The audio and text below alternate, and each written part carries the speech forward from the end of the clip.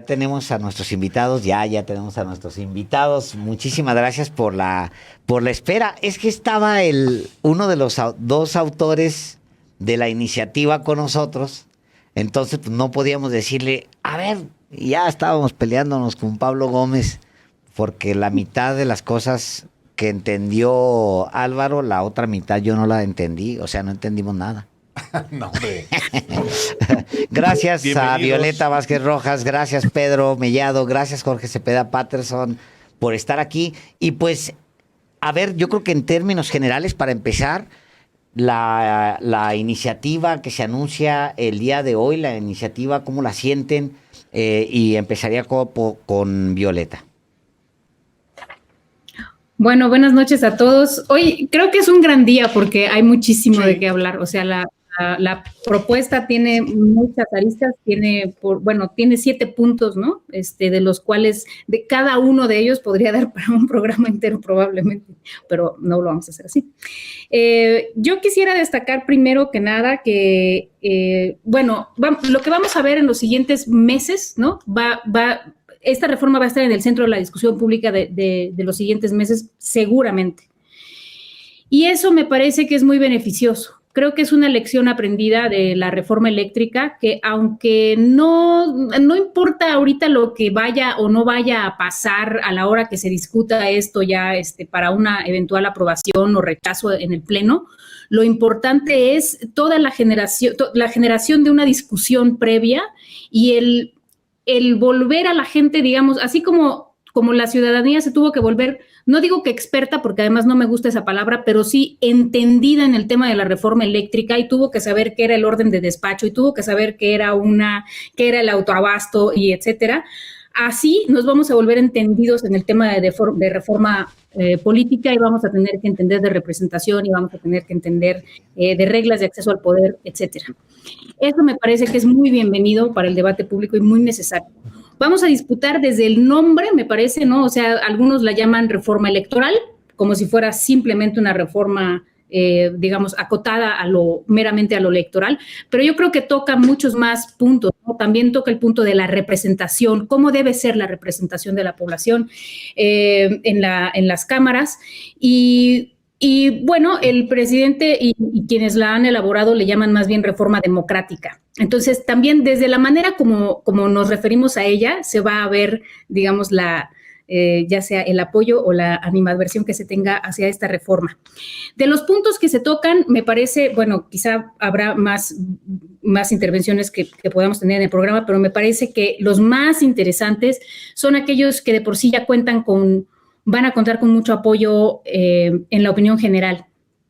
Uno de ellos es la nueva manera de representación que como se había manejado todavía en la mañana era la desaparición de plurinominales, porque así se mencionó en la mañanera y es verdad que 200 curules plurinominales desaparecerían, pero esto no implica que desaparecería la representación proporcional y en eso creo que hay que tener mucho cuidado en el análisis y en la manera como se comunica esta iniciativa de reforma.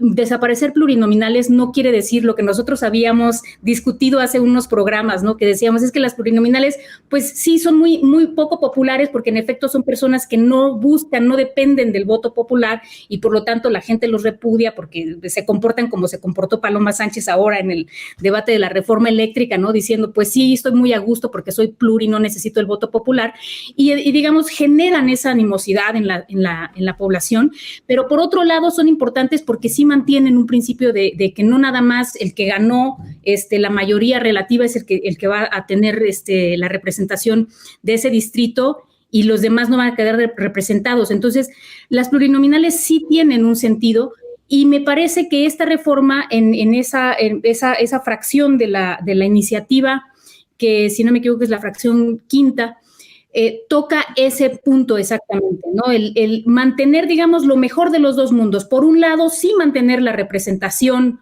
proporcional, pero por otro lado, ponerlos a hacer campaña, ¿no? Es decir, que sí vayan a buscar el voto popular.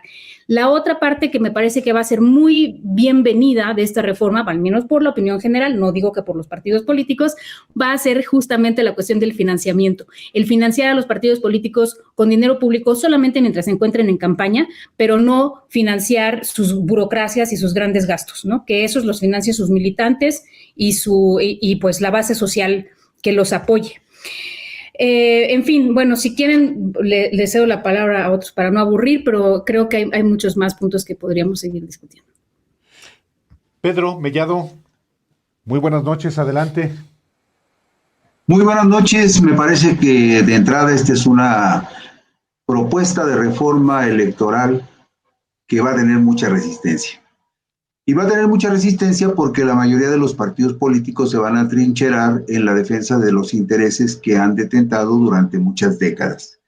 Lo que decía Violeta sobre la representación proporcional sustituye a la representación plurinominal, que es diferente en cuanto a que los plurinominales por sí mismos, si ustedes lo analizan, los plurinominales llegan representando regiones de 5, 6, 7 entidades federativas y llegan a la Cámara en proporción de los votos que cada partido obtiene en esas regiones, en esas 5 regiones plurinominales. En este caso, cuando se habla de la representación proporcional, se habla de todos aquellos que en el ámbito de una entidad federativa en particular vayan a la Cámara en proporción a los votos que cada partido haya obtenido en razón de la campaña que los que integren las listas de representación proporcional hagan durante los 2 meses que corresponda o los 3 meses que corresponda. Sin embargo, va a haber mucha resistencia porque se van a perder 200 posiciones que cómodamente han sido manipuladas y usufructuadas por las dirigencias y por las camarillas que controlan los partidos políticos, que ahí colocan a sus amigos, a sus cómplices, a sus incondicionales, a sus novias, a sus parientes, a todos aquellos que están cercanos al interés o al afecto de las cúpulas partidistas. Va a haber mucha resistencia en ese punto.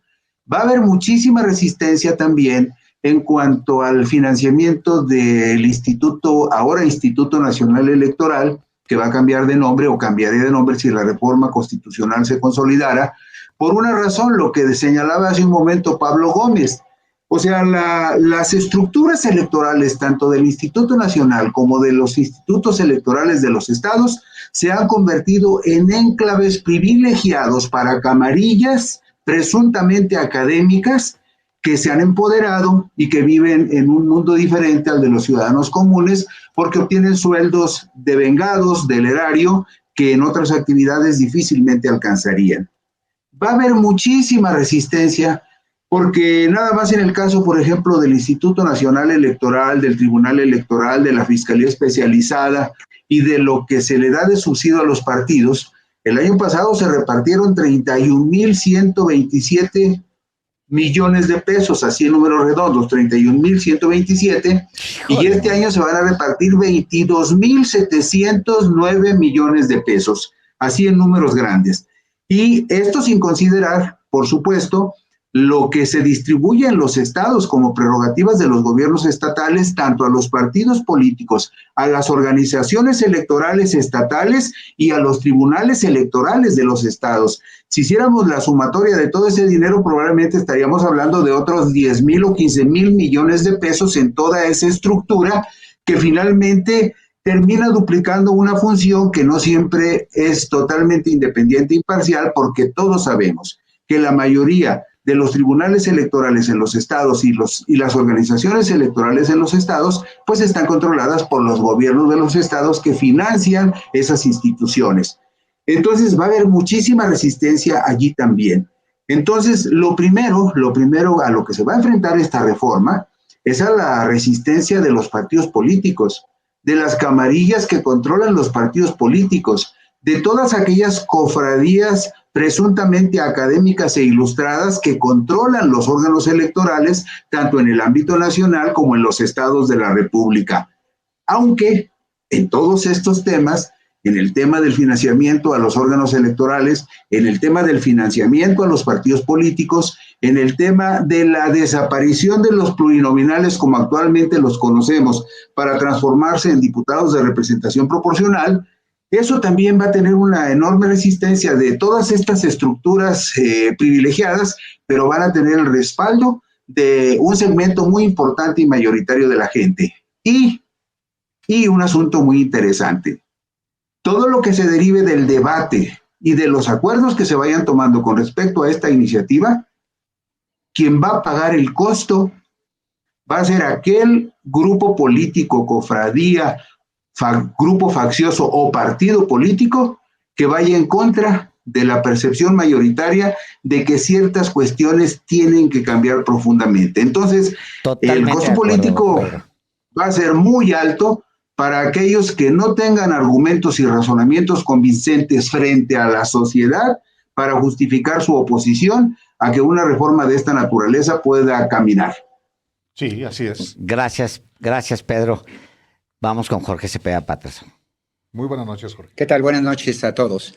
Sí, yo creo que están apuntadas ya los ejes de esta coyuntura. Yo creo que sobre el diagnóstico difícilmente se puede estar en desacuerdo.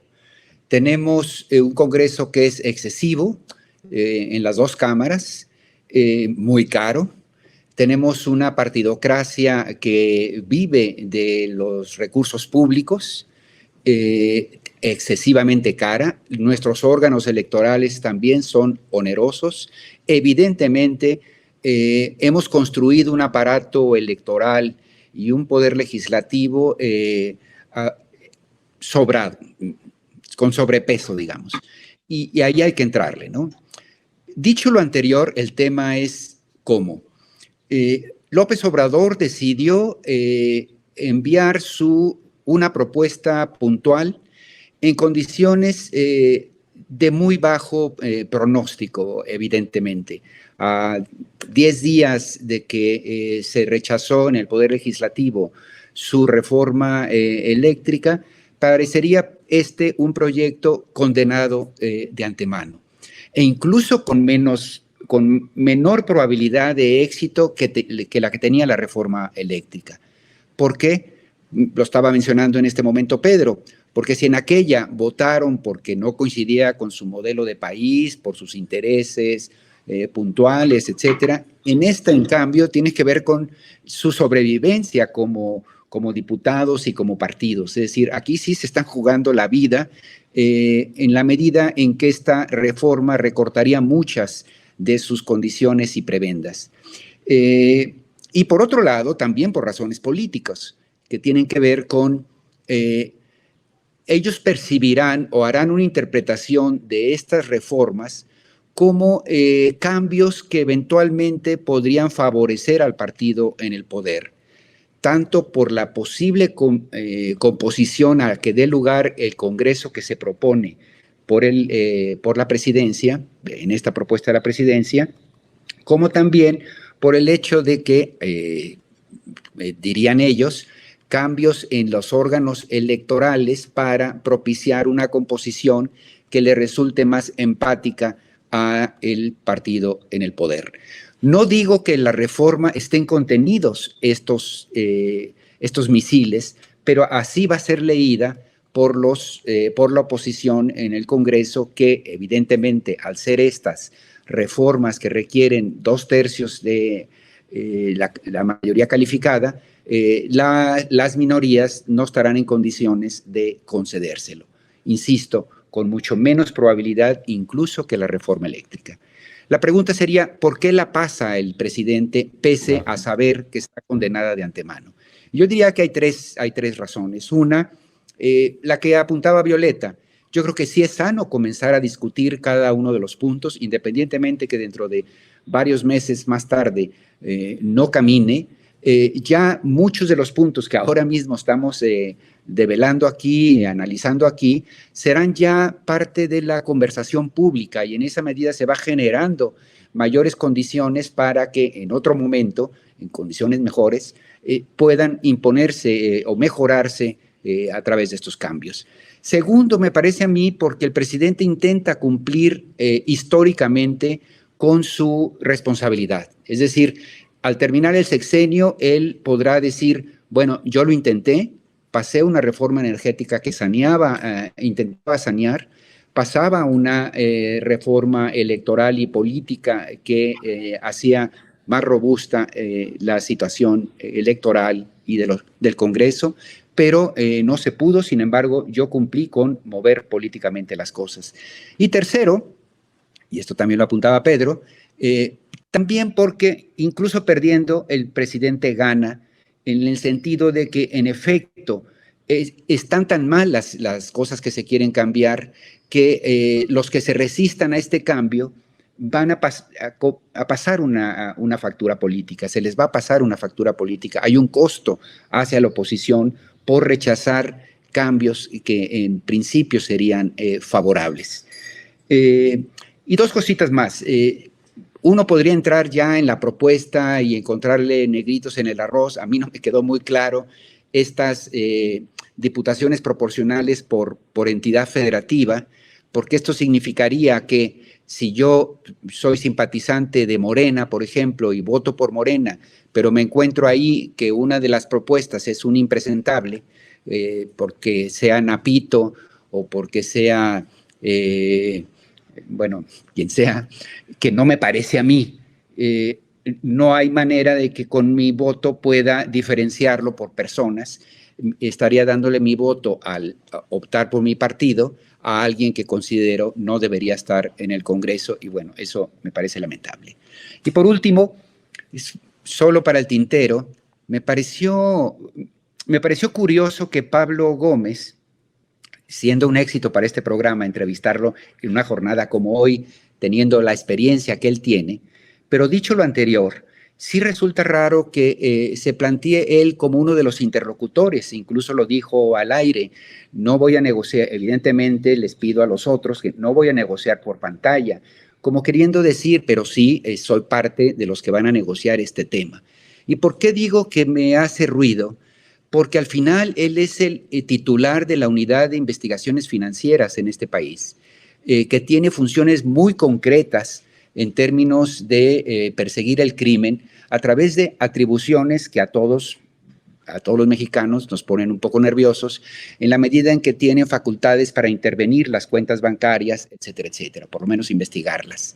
Entonces, no creo que sea correcta para la credibilidad de una unidad de investigaciones financieras que nos ha costado tanto trabajo darle legitimidad, que sea a su vez uno de los negociadores políticos frente a los adversarios políticos, frente a la oposición, para tratar de sacar adelante un proyecto del Ejecutivo.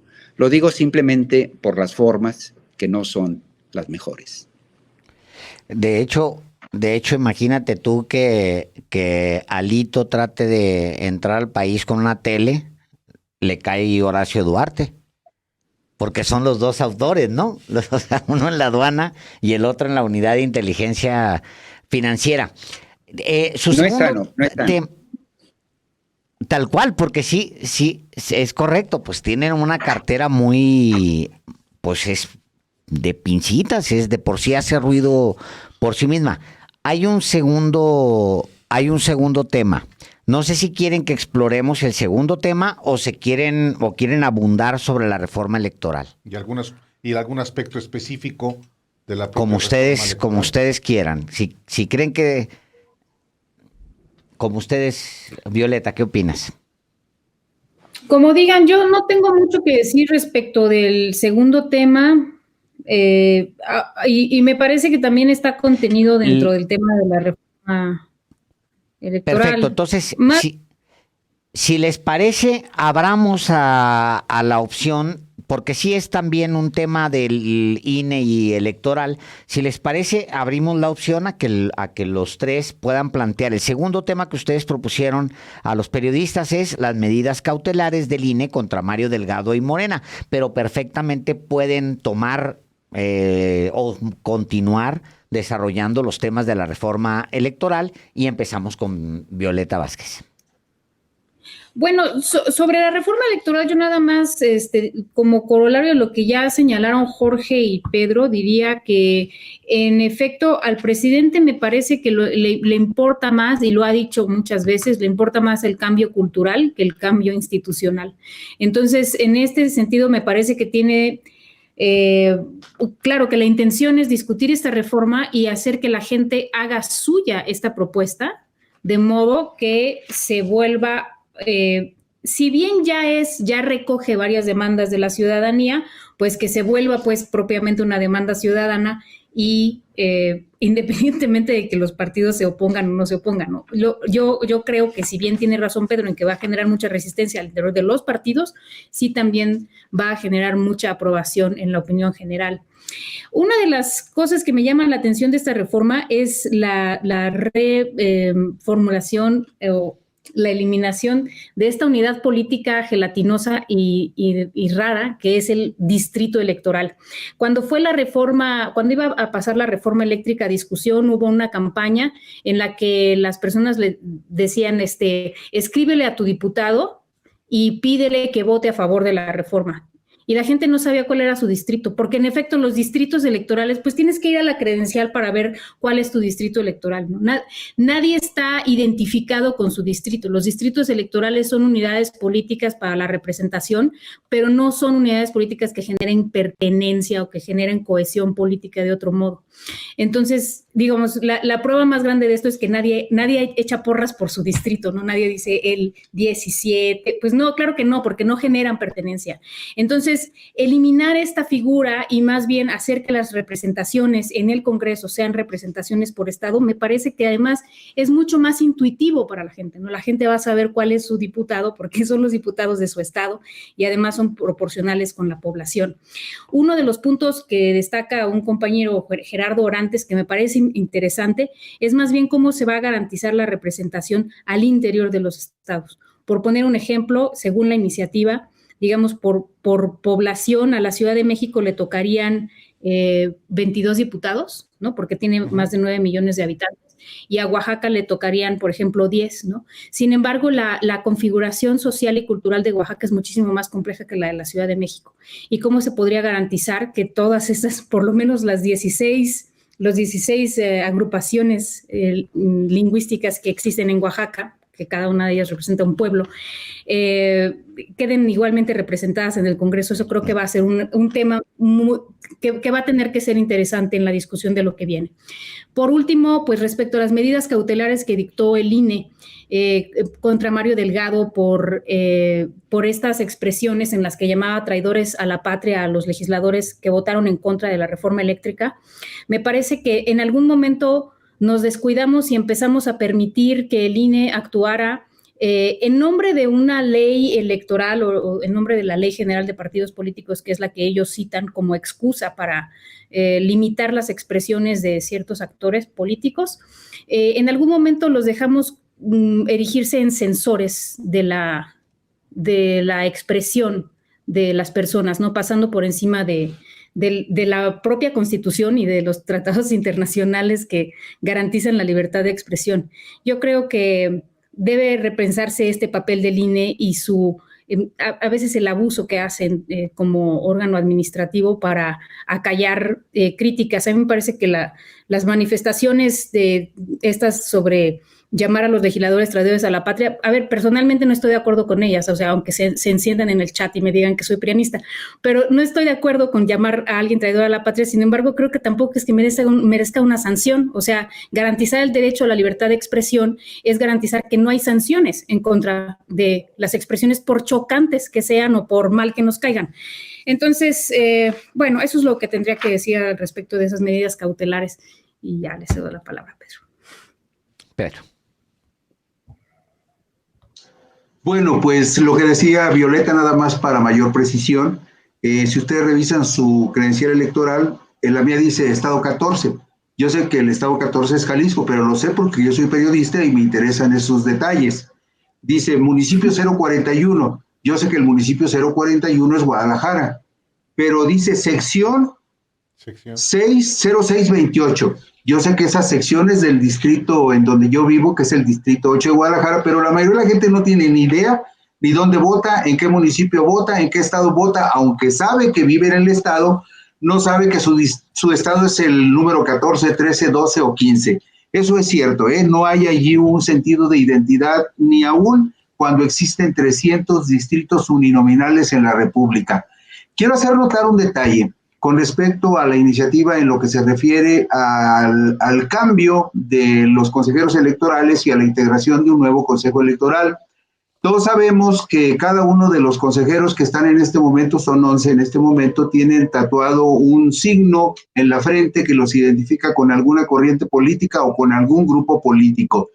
También sabemos que el próximo 3 de abril del próximo año, por ley, Lorenzo Córdoba Villanelo y también el incómodo de Ciro Murayama, les guste o no les guste, el 3 de abril del próximo año se van. Es decir, 2 meses antes de la jornada electoral del 5 de junio, cuando se va a realizar la votación en el Estado de México y en Coahuila. Esto nada más como una observación que tiene que ver con el comunicado que dio a conocer ayer el Instituto Nacional Electoral con las medidas cautelares en contra del presidente nacional de Morena y en contra de Morena. Creo que lo que vimos ayer, en eso coincido con Violeta, pero no coincido en la suavidad con la que Violeta fue muy cordial con respecto al INE, porque creo que el INE se está excediendo en sus facultades y está entrando en el terreno de la desmesura. Y mucho me temo que ese exacerbado protagonismo de algunos consejeros del INE y su muy evidente fobia contra el partido Morena y contra el gobierno de la Cuarta Transformación los está llevando a extremos que los ponen en el lindero de estar violando la ley. Y me voy a explicar por qué. Fíjense ustedes, en el comunicado que dio a conocer ayer el INE, ayer miércoles 27 de abril, dice textualmente lo siguiente: la Comisión de Quejas y Denuncias del Instituto Nacional Electoral resolvió una medida cautelar solicitada por el Partido Revolucionario Institucional contra el partido Morena y su presidente nacional, Mario Martín Delgado Carrillo, por presunta calumnia, por difundir una publicación con la que, según el quejoso, pretenden restarle simpatía frente al electorado de cara a los procesos electorales locales en curso. Fíjense ustedes muy bien, de inicio, en este párrafo hay dos presunciones que dan origen a una medida cautelar dictada por la autoridad electoral para prevenir un riesgo, un daño o peligro, o para guardarse de él y evitarlo.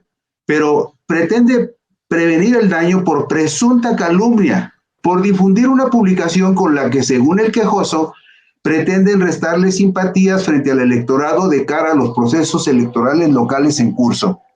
El segundo párrafo dice lo siguiente: la comisión determinó que las publicaciones en las que se menciona la expresión PRI, PAN, PRD y MC son traidores a la patria, desde una perspectiva preliminar y bajo la apariencia del buen derecho, imputan de manera directa un delito por el que no se ha establecido la culpabilidad del partido político denunciante o de quienes forman parte de él, dado que la traición a la patria es un tipo penal previsto en el Código Penal Federal. Pues resulta que hay otras dos presunciones. Bajo la apariencia del buen derecho, una autoridad administrativa, como lo es el Instituto Nacional Electoral, emite un juicio de valor para desestimar una presunción que estaría en el ámbito de competencia de un juez penal. Si leemos el capítulo 1 del Código Penal Federal, referido a los delitos contra la seguridad de la nación, se incluye el delito de traición a la patria, sobre el cual el artículo 123 advierte que se impondrá la pena de prisión de 5 a 40 años a quien lo cometa. Describe algunas de las conductas que serían aplicables en este caso a aquellos quien realice actos contra la independencia, soberanía o integridad de la nación mexicana con la finalidad de someterla a persona, grupo o gobierno extranjero. El siguiente párrafo del comunicado del INE agrega lo siguiente: la comisión también consideró que no es una manifestación aislada o espontánea surgida o emitida exclusivamente en el seno del ámbito parlamentario, sino que este tipo de expresiones trascendieron de la esfera legislativa y ahora forman parte de una posible estrategia o campaña partidista que podría provocar, además de calumnia, la incitación al odio y a la violencia en contra de otros actores y fuerzas políticas. 2 presunciones más de la autoridad electoral. Da origen a una medida cautelar al concluir que una posible estrategia o campaña partidista que podría provocar, además de calumnias, la incitación al odio. A lo que voy es a lo siguiente, fíjense ustedes. Si los diputados que son criticados por Morena y por el presidente López Obrador estimaran que en los señalamientos hubiese algún agravio que sancionar, tendría que proceder por la vía jurídica correspondiente, argumentando probablemente daño moral o calumnias. Pero eso ya estaría en la esfera de competencia de la autoridad jurisdiccional, en este caso del Poder Judicial, que tendría que interpretar la ley, pero no caería en el ámbito de facultades interpretativas de una autoridad administrativa como el INE. Y concluyo ya de la siguiente manera. Una autoridad electoral estrictamente administrativa, como el INE, no puede incurrir en los excesos señalados, ni hacer interpretaciones o inferencias para sustentar sus resoluciones, ni invadir espacios reservados a las controversias que pudieran suscitarse en el seno del Poder Legislativo o con respecto a la actuación del Poder Legislativo y que pudieran involucrar por una vertiente a la Fiscalía General de la República y por otra al Poder Judicial. En síntesis, Morena está criticando a los integrantes de un poder de la Unión.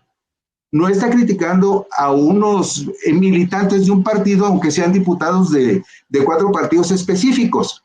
Por lo tanto, no está en el ámbito de competencia del INE ponerle una limitante a Morena en un terreno que no le corresponde. Gracias, Pedro. Vamos con Jorge Cepeda Patterson. Bueno, creo que ya se habló demasiado de esto. Regresaría yo al primer tema, que tendría que ser el de la discusión sobre este proyecto de reforma política. Si no va a pasar, si políticamente la correlación de fuerzas no da para que esta reforma sea aprobada, sí tendríamos que por lo menos aprovechar el impulso para, en efecto, concretar en la conversación pública, en la opinión pública, la necesidad de discutir esto y llevarlo lo más pronto posible a una realidad. Y en tal sentido, yo creo que sí tendríamos que comenzar a tomar los distintos aspectos del diagnóstico y de la propuesta para enriquecerla y añadirle, mejorarla, etcétera. Porque creo que sí, atinada en muchos aspectos como es, habría otros puntos que llama a dudas, ¿no? Y en ese sentido podría enriquecerse, podría mejorarse. Por ejemplo, en lo que se ha discutido de lo que conocemos en la mañana hasta estas horas, me surge una preocupación con el hecho de que los diputados elegidos, en última instancia, van a ser definidos por la dirigencia de los partidos. Si entendí bien, el PAN, el PRI, el Morena, van a decir, esta es mi lista de diputados para Jalisco, que va a tener 20 diputados federales, y de estos yo hago mi lista de 20, dice el PAN, a ver cuántos, si sacó en efecto el 25%, es decir, la cuarta parte de los votos, pues entonces me toca la cuarta parte de estos diputados. ¿Y en qué orden van a entrar? Pues en el orden jerárquico que el propio PAN haya decidido. Es decir, van a entrar los primeros 4 de la lista que decidió el PAN, es decir, las dirigencias del PAN. Y a mí me parece que en esta lógica se le está quitando a los ciudadanos la posibilidad de votar por diputados en función de sus reputaciones y de sus prestigios personales también. Porque yo creo que sí, en la Ciudad de México lo hemos visto en varias ocasiones, que incluso por encima de las simpatías que uno tiene por cierto partido, de repente hay personajes tan antipáticos que incluso no ganan la diputación en donde su partido solía ser mayoría. Y este es un castigo a las dirigencias de los partidos que se decidieron por ese candidato tratando de imponer una circunstancia. Esto en realidad fortalecería a la partidocracia de la que estamos tratando un poco de escapar, de estas dirigencias que se eternan en el poder, y le quitarían al ciudadano la posibilidad de por lo menos tener una última palabra, decir, este me gusta, este no me gusta, más allá de las simpatías por los partidos políticos que todos tenemos. Digo esto con el ánimo de habrá que irle poniendo mejoras, comentarios, objeciones, para tratar de, cuando se vaya a discutir y eventualmente aprobar la muy necesitada reforma de estos ámbitos, pues francamente incorporen todas estas dudas que estarán surgiendo. Esa última parte, Jorge, ya a manera de cierre y como despedida, es lo que le preguntamos hace un momento a Pablo Gómez, porque al final vas a votar partidos ya. La lista ya no importa, porque yo le decía, a ver, ¿cómo se va a ver la boleta? Ya no se va a ver ciudadanizada, o sea, con caras, Hay gente que le ve la cara y dice, yo no voto por Cuadri ni aunque me lo pongan del tamaño de la boleta. O hay quien dice, yo voto por este, es el que me gusta, ¿no? Y se vale a ambas opciones, pero la decisión sobre un rostro, pues sí es importante, es muy, muy importante. Y no terminas de desactivar la partidocracia, sino al contrario, regresas al tema de la partidocracia. Violeta Vázquez Rojas, Pedro Mellado, Jorge Cepeda Patterson, un gusto y un honor tenerlos siempre aquí en Los Periodistas. Muchas gracias. Gracias, buenas noches. Muy buenas noches. Un abrazo grande. Muchas gracias.